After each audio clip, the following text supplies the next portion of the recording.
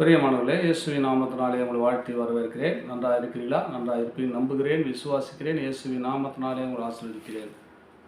உபாகமம் 7ஆம் அதிகாரம் 14ஆம் வசனம். சகல ஜனங்களை பார்க்கிலும் நீ ஆசீர்வதிக்கப்பட்டிருப்பாய். சகல ஜனங்கள், உலகத்தில் அநேக ஜனங்கள் இருக்கிறாங்க.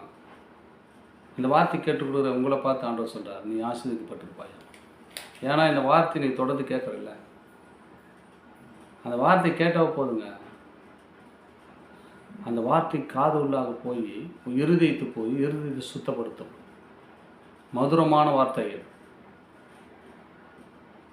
விதையை போட்டால் எப்படி பூமியிலேருந்து முளைக்குதோ அதே போல் இந்த வார்த்தை உன் இருதயத்து போச்சுன்னா உன் தீய காரியங்களெல்லாம் விலகி போயிடுமா. ஆசீர்வாதத்துக்குரிய காரியத்தை மாற்றுவார்.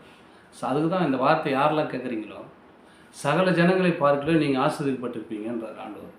யாரெல்லாம் அந்த வார்த்தையை தொடர்ந்து கேட்டுக்கொண்டிருக்கிறீங்க இந்த வீடியோ மூலமா, என் அன்பு சகோதரனே, அன்பு சகோதரியே, நீ சகல ஜனங்களை பார்க்கிலும் நீ ஆசீர்வதிக்கப்பட்டிருப்பாய். ஏன்னா தேவனுடைய வார்த்தையை கேட்டுக்கொண்டிருக்கிறேன். தேவன் வானத்தையும் பூமியை உண்டாக்கி சர்வத்தையும் படைத்தவர் அவர் தான். ஆசீர்வாதம் அவர்கிட்ட தான் இருக்குது. அவருடைய வார்த்தை யாரெல்லாம் கேட்குறீங்களோ உங்கள் வாழ்க்கையில் சகல ஜனங்களை பார்க்கிலும் நீ ஆசீர்வதிக்கப்பட்டிருப்பாய் என்று ஆண்டவர் உங்களை பார்த்து தான் சொல்கிறாருங்க.